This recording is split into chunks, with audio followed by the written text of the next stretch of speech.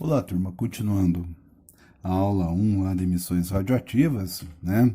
A gente tem que, toda vez que um elemento emite uma partícula alfa, ele vai decair 2 unidades de número atômico, 4 unidades de massa atômica. Então, veja, o rádio, que tem massa 226, quando emitiu a partícula alfa sai com 4 unidades da massa desse elemento químico rádio, e o radônio ele tem massa 222. Então, a equação de decaimento aqui a gente pode escrever assim: massa 226 igual a 4 mais 222, que é essa relação aqui.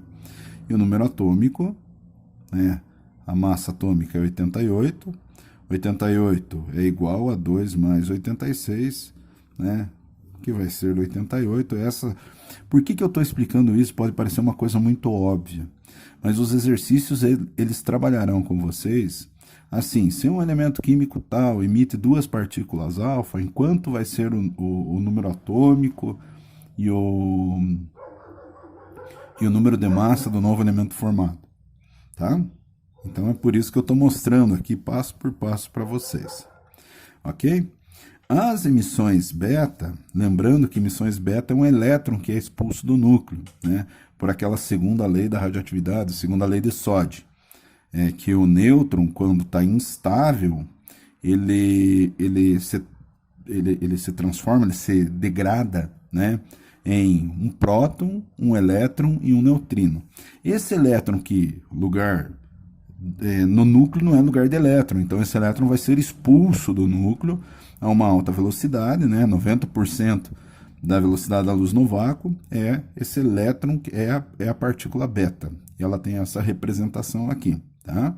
Ele tem carga negativa, o elétron tem carga negativa, a gente representa o seu número atômico como -1, mas é só uma representação a nível do quê? A nível de escrever a reação de decaimento, porque veja, quando um carbono 14, um carbono radioativo, emite uma partícula beta, o novo átomo, o novo núcleo formado vai ser um núcleo de nitrogênio, ou seja, o carbono ele se transmuta em nitrogênio ao emitir uma partícula beta, ok? A massa, no caso, não muda, porque elétron, como a beta é um elétron, então a massa não muda. Elétron tem massa desprezível, né?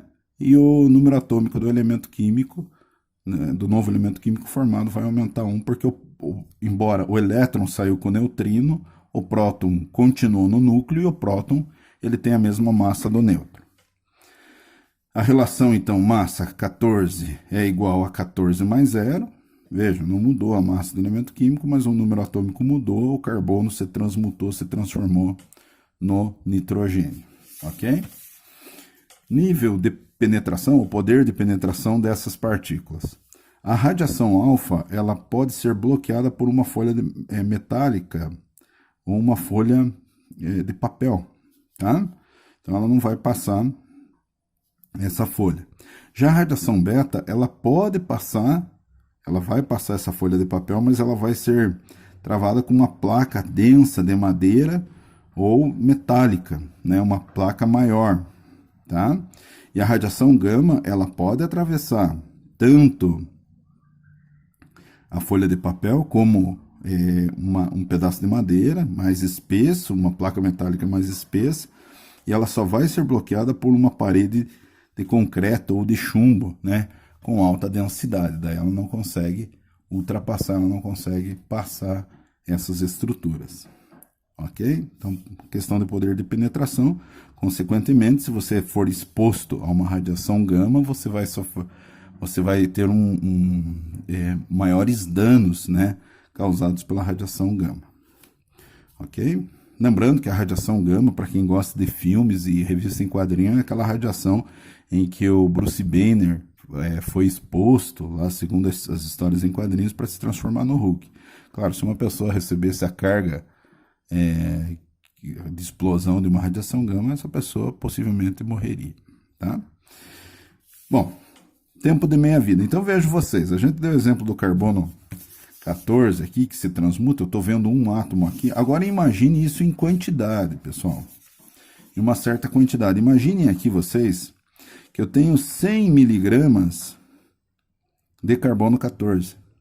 Isso aqui vai começar a emitir radiação. Os átomos aqui presentes nessa massa vão começar a se transmutar em nitrogênio e vai emitindo radiação. Tá? Então, os cientistas eles definiram o chamado período de meia-vida, o tempo de meia-vida. Quanto tempo leva para que um elemento, uma massa de um determinado elemento químico, decaia metade da sua massa, ou se transmute, ou sobre metade da sua massa original,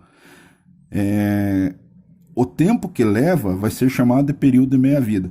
Então, tentando ser mais claro possível, se eu tenho 100 miligramas de carbono 14 aqui, tá?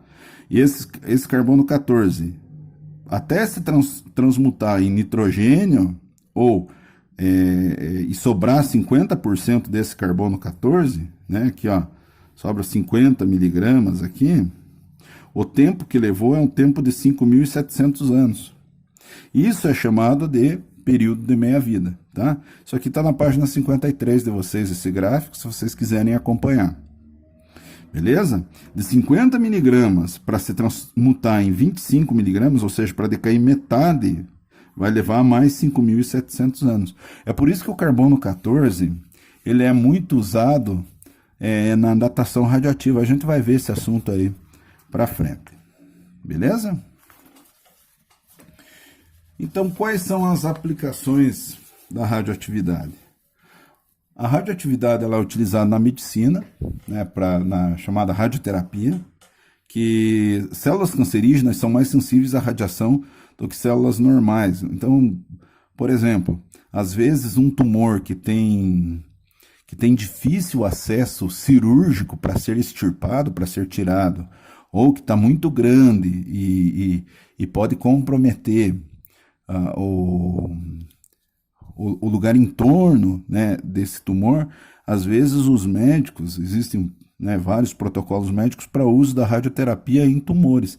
Então eles vão bombardear essas células cancerígenas com radiação, e essa radiação vai matar essas células cancerígenas, né, que são mais sensíveis, e assim diminuindo o tumor ou extirpando esse tumor. Então ele é utilizado na medicina como radioterapia, né, no tratamento aí de pessoas que têm câncer, tá?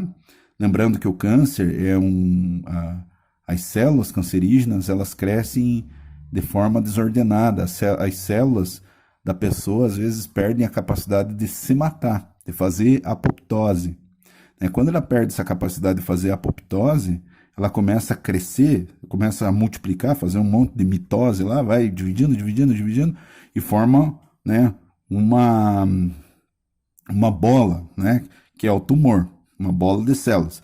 Só que essa bola de células é uma bola de células jovens, que não é especializada, então ela acaba perdendo a função. Se for num órgão como o fígado, num órgão como o rim, ele acaba, né, aquelas células jovens lá acabam não tendo a função que aquelas células deveriam ter, né, que elas deveriam madurar, no caso, né, ou se diferenciar para poder fazer a sua função no órgão. Então, o câncer é um crescimento celular anormal, né? A célula perde a capacidade de se matar, de fazer a chamada apoptose. Então, você tem que matar essas células, você tem que diminuir o tumor, o crescimento celular com radioatividade. Então, você mata lá. Tanto é, né, que às vezes na quimioterapia também vai inibir essa síntese celular, síntese proteica celular, por isso que cai cabelo é proteína, né, etc e tal. Bom, na datação radioativa, todos os seres vivos apresentam em sua constituição cerca de 10 mg por quilo de carbono 14. É a proporção de carbono 14 que existe na natureza. Como que a gente assimila isso? A gente assimila pela respiração ou pela digestão. Pelo processo de respiração celular ou pela digestão, E daí, quando nós morremos, nós deixamos de assimilar. Então, é possível daí as pessoas, através de aparelho de verificação radioativa, de emissão radioativa, através desses aparelhos, é possível verificar quanto de carbono 14 ainda existe na pessoa. Como a meia-vida do carbono 14 leva 5.700 anos, né? Imaginem vocês, você é um cientista lá, um paleontólogo, um arqueólogo, você encontrou um fóssil. Esse fóssil, né, você fez a aferição lá com o aparelho, tem 25% de carbono 14. Então, qual que é a idade desse fóssil? Por quanto tempo atrás esse fóssil viveu? Então, se ele tem 25%, ele decaiu de 100 para 50%, foram 5.700 anos. De 50% para 25% foram mais 5.700 anos. Então, a idade do fóssil é aproximadamente 11.400 anos. Então, a datação radioativa ela é muito utilizada para isso, para verificar a idade de fóssil aí nos estudos científicos. E também na energia nuclear, né? Lembrando que fissão nuclear é a quebra do núcleo, dos núcleos atômicos maiores em